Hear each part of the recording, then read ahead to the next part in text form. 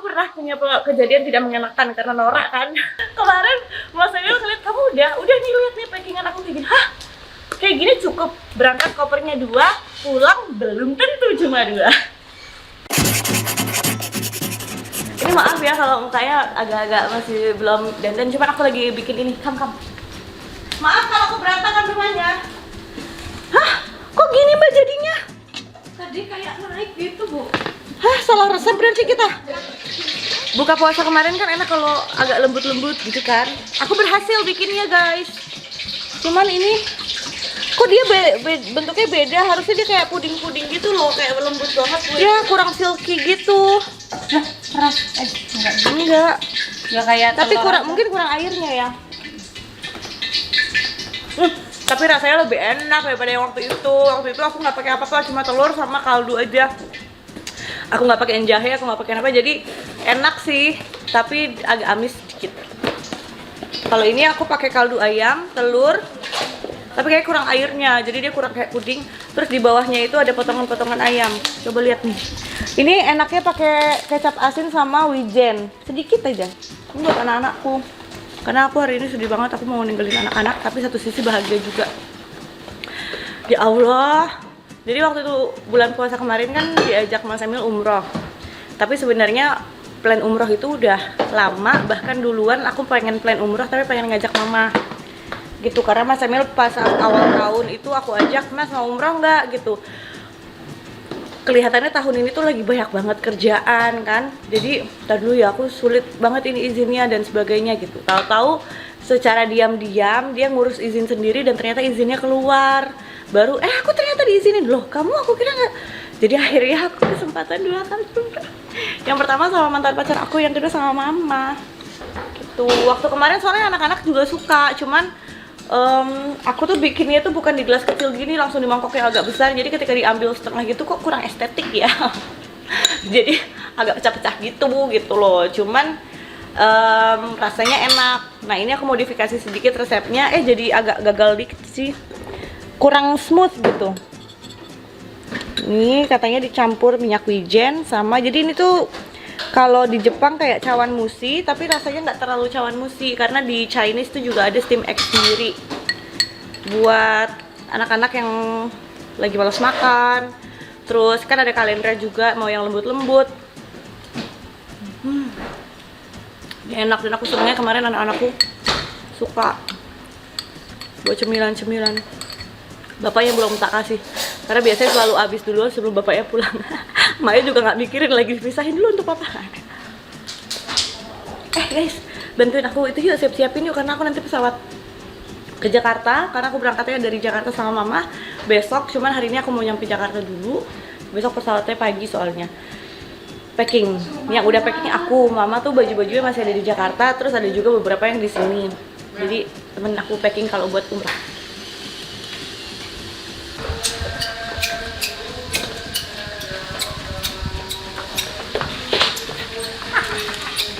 Aku bawa kopernya nggak terlalu gede, guys.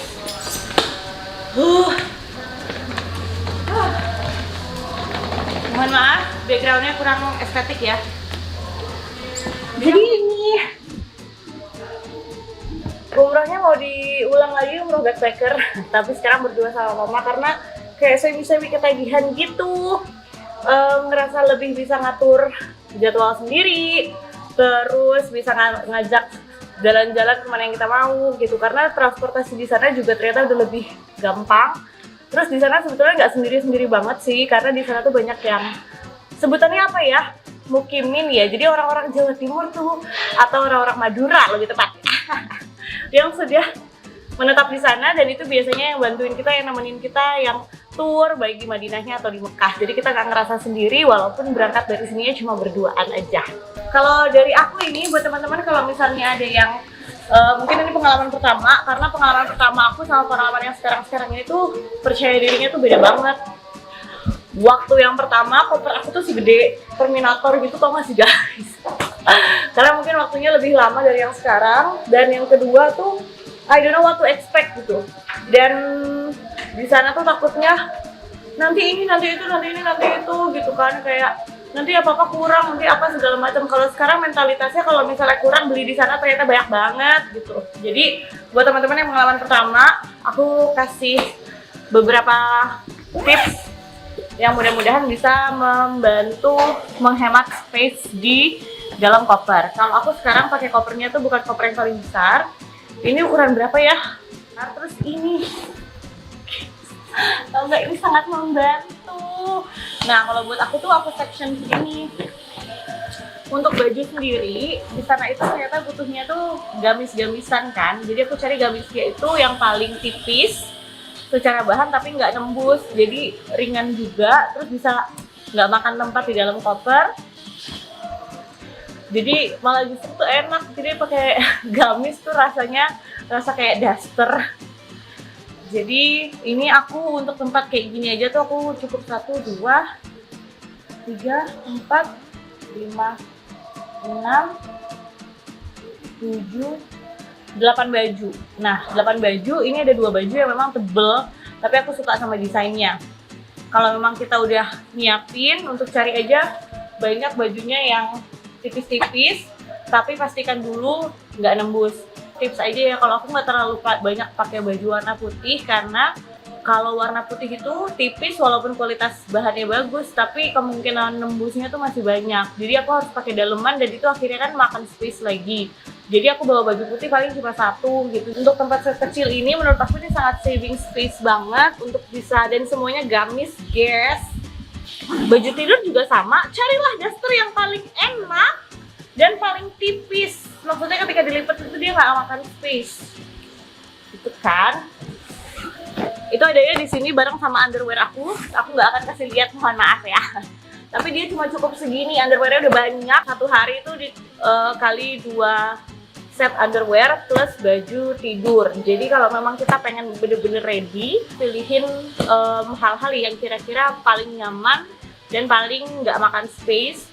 Nah, terus kalau di sini ini perkerudungan dan juga dalam-dalaman yang tadi aku bilang, maksudnya kayak manset.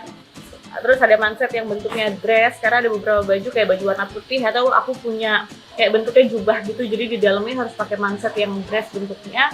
Ini ada di sini. Ini apa ini namanya, ciput ya? Ciput.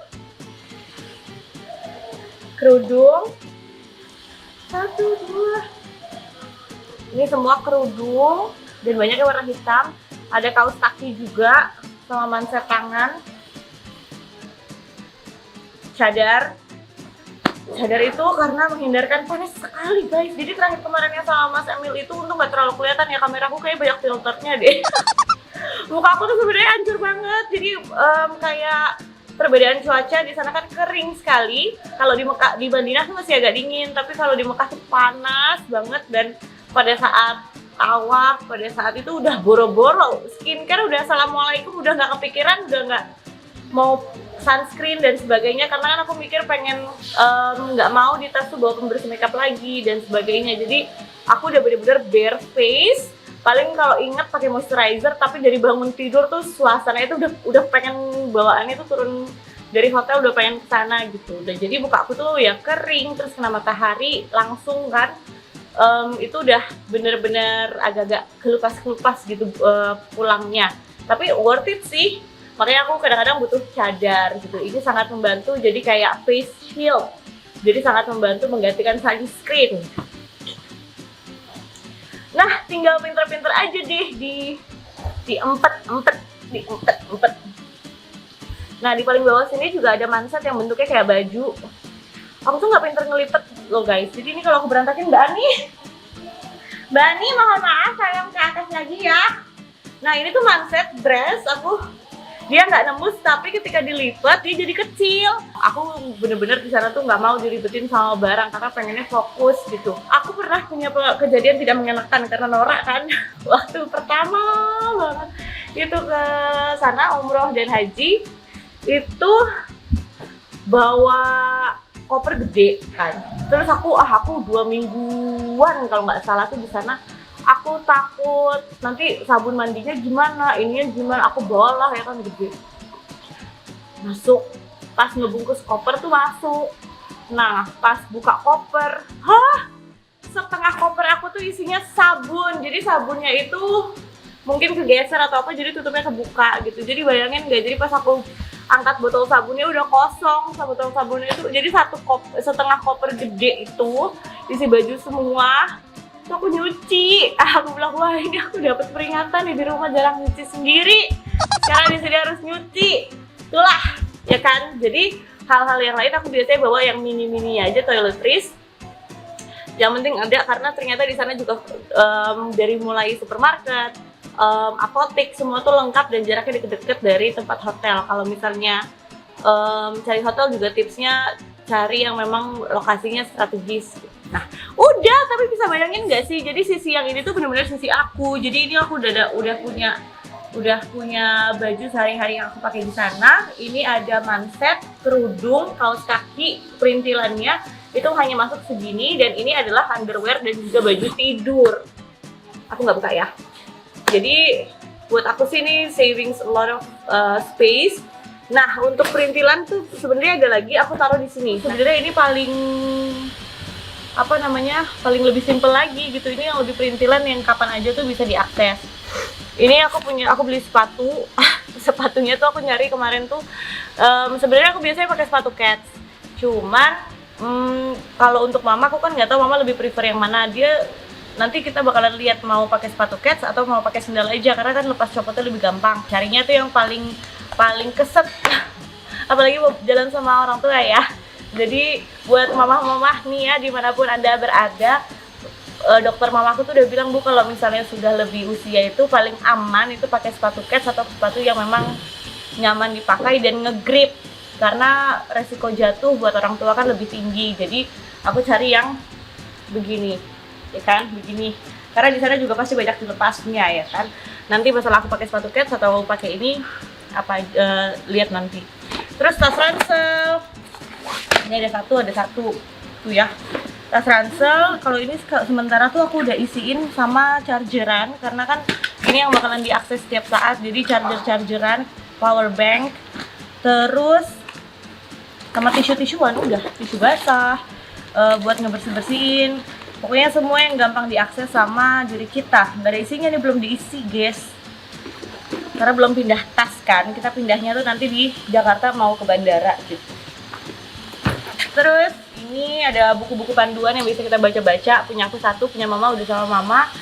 Kemudian ini toiletries, aku bawa yang kecil, semua tuh yang kecil. Kalau habis tuh tinggal beli. Pokoknya yang penting kalau pada saat kita nyampe, kita mau langsung ke hotel, mau mandi tuh bisa gitu. Toiletries, makeup aja tuh aku nggak bawa, karena aku nggak ngerasa di sana penting banget makeup ya. Maksudnya kayak bener-bener di sana tuh udah urusan apa-apa tuh kemana, skincare kayak apa gitu tuh udah nggak terlalu mikir gitu. Jadi ini toiletries sama make up ada sih sedikit, tapi kayak cuma lip tint gitu-gitu aja. Mukena buat kita bisa akses kapan aja, catokan tetep ya kan. Yang penting rambut nggak kribo, karena rambut aku kribo aslinya. Sama sejadah. Untuk sejadah, jadi waktu dulu tuh aku pernah sempat bawa sejadah yang travel size, tahu kan, jadi yang memang kecil. Tapi kekurangannya sejadah itu, kalau misalnya kita lagi rebutan tempat, sejadah kita pasti akan digeser-geser sama orang. Karena kelihatannya kayak sejadah mainan, apalagi sejadah yang biasanya buat kepala aja gitu kan. Jadi kadang-kadang orang tuh nggak ngerti kalau itu space yang kita udah tag gitu kan. Nah, akhirnya aku bawa sejadah secara size itu mirip sama sejadah yang ukurannya normal. Pengennya very light, jadi dia ukurannya itu mirip sama sejadah biasa, tapi dia ringan. Dia ringan sama dilipat-lipat itu jadinya kecil. Aku bawa beberapa, punya mama ada sendiri, aku bawa beberapa karena kan ini kan kita pakai terus. Ini buat aku sendiri aja tuh bawanya 3.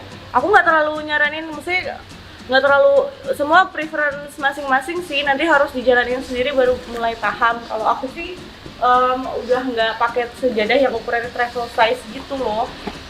Nah ini pakai, jadi ukurannya udah ukuran biasa aja sejadahnya, tapi yang nggak berat sama bisa lipatnya lebih kecil. Tuh aku pengen nyari sejadah yang bawahnya itu tuh ada kayak lapisan plastiknya, jadi kalau misalnya kita dapatnya yang tempat dasarnya itu agak kotor, aku bersihinnya tuh lebih gampang.